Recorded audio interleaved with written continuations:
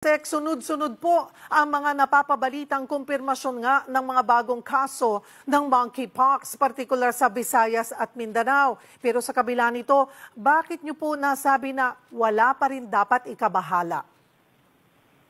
Yes, Cheryl, no? Tama yung nasabi mo na sunod-sunod yung pag-ulat, ngunit pag tinignan po natin, hindi ibig sabihin dahil sunod-sunod ay malakas na po yung bulusok. Pag tinignan natin yung tinatawag na epidemic curve for Mpox in the Philippines, ito po yung graph no, na ginagamit namin. Yung numero ngayong Mayo ay mas mababa kumpara sa numero sa taas no dun sa ating chart. Mas mataas pa yung Abril kumpara sa Mayo. Ngunit magtataka tayo, bakit kaya na-headline tayo? Bakit malakas yung usapan? Yan lamang po ay dahil ang mga local government unit ay mabilis na ngayong makadetect at nag-aanunsyo. Pero yung total number, mas mababa pa rin ho ang Mayo kaysa sa Abril. At yun nga po, yung itong pinapakita nating epidemic curve ngayon, ay paano rin po nakakatulong sa pag-analyze nga ng Mpox trend sa bansa?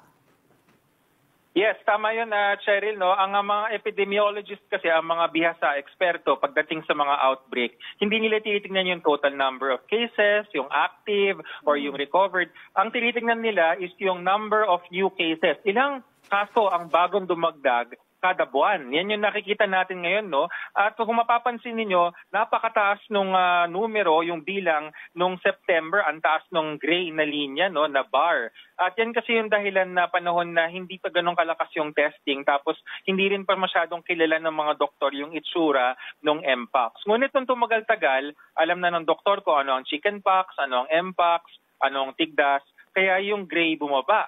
Tapos yung blue naman, dahan-dahang tumataas, pero saklaw pa rin doon sa loob ng gray kasi ibig sabihin, mas natetesting na nung ating mga laboratorio. Pero pag nakita nyo, mas marami yung dati, lalo na nung Abril kaysa sa Mayo. So pababa pa nga siya sa ngayon. Oh, alright. Ang na-detect po na variant, Asek Domingo ng Mpox sa bansa ay Clade 2 or Clade 2. Ano po ang kaibahan nito sa Clade 1B? Yes, ang Clade 2, ang meron sa Pilipinas since 2022, mababa po yung mortality niya. Hindi ho ganun karami ang namamatay. Sa katunayan, nasa 1 hanggang 3 lamang bawat 100 na merong Mpox Clade 2. Kumpara dun sa Clade 1 or Clade 1B, minsan yun yung tawag nila, no? Na umaabot sa hanggang 10 sa bawat 100 merong Clade 1B. Wala yon sa Pilipinas. Ang nakikita natin is yung Clade 2 lamang. Pero may posibilidad po ba, Asek, na makapasok ang Clade 1B variant dito sa Pilipinas? At paano po naghahanda dito tayo kung sakali man?